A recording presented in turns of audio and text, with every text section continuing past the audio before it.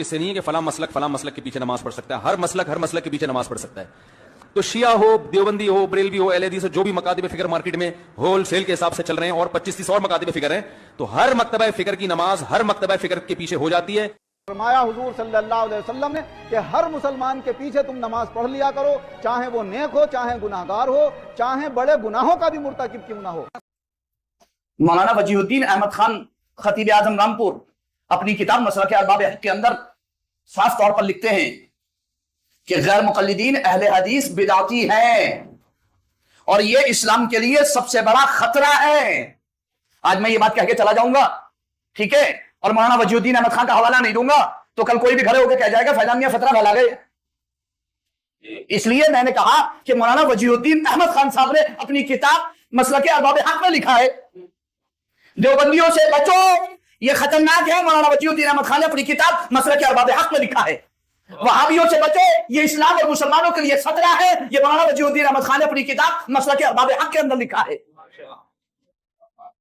اب اگر آپ کو کوئی پڑھ کے نہ سنائے اور پڑھ کے نہ بتائے کہ مولانا وجیہ الدین احمد خان کیا لکھ کے گئے, تو اس میں میرا کوئی قصور نہیں ہے. اگر کوئی چھپا رہا ہے اپنے تعلقات کی وجہ سے, چونکہ اسے وہابیوں سے, دیوبندیوں سے, شیعوں سے ملنا جلنا, اٹھنا بیٹھنا, نذرانے شکرانے سب لینا ہے, دعوتیں اڑانا ہے, اس وجہ سے مولانا وجیہ الدین احمد خان کی تعلیمات کو چھپا دیا گیا. تو صاف پتہ چل رہا ہے آج تک اگر کبھی مولانا وجیہ الدین احمد خان کے حوالے سے یہ بات آپ نے سنی ہو ان کی زبان سے تو مجھے بتا دو. 60 سال کے ہو گئے آپ, 70 سال کے, 50 سال کی عمر ہو گئی آپ کی, کبھی بتایا آپ کو یہ؟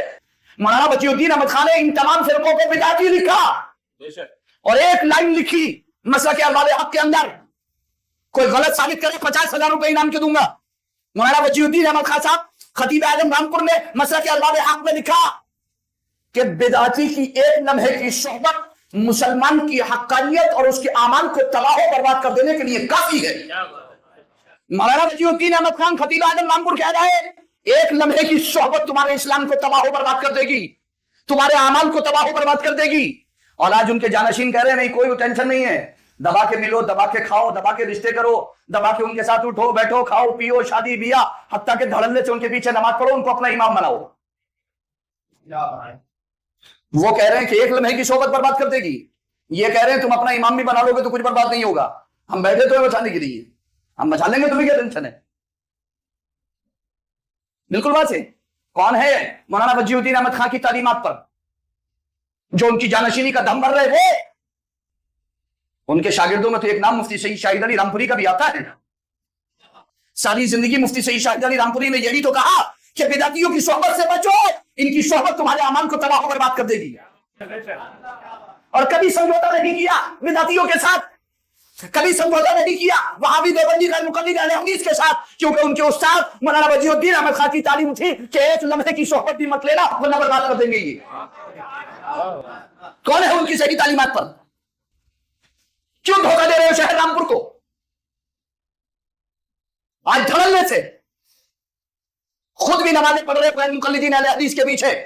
مجھے بتاؤ جو خدا کے بارے میں اتنا گندا عقیدہ رکھتا ہو کہ معاذ اللہ رب العالمین خدا جھوٹ بول سکتا ہے, چوری کر سکتا ہے, زنا کر سکتا ہے, وہ قادر ہے ان چیزوں پر. آپ کہہ رہے ہو کہ اس کے پیچھے آسانی سے نماز پڑھ لو, کوئی پریشانی کی بات نہیں ہے. کتنا بھی بڑا گناہگار ہو, کہنا کیا چاہتے ہو کھل کے کہو نا. بالکل واضح طور پر کہہ رہا ہوں, میں بہت چیلنج کے ساتھ کہہ رہا ہوں. اگر ان کی روش یہی رہی تو وہ دن دور نہیں ہے جب ان کے ساتھ دو بیٹھ کر کے کھل کر کے بات ہوگی. اور صرف مولانا وجیہ الدین احمد خان کی کتاب مسلک ارباب حق کو سامنے رکھ کر کے ہوگی, کسی دوسری کتاب کی ضرورت نہیں پڑے گی انشاءاللہ العزیز.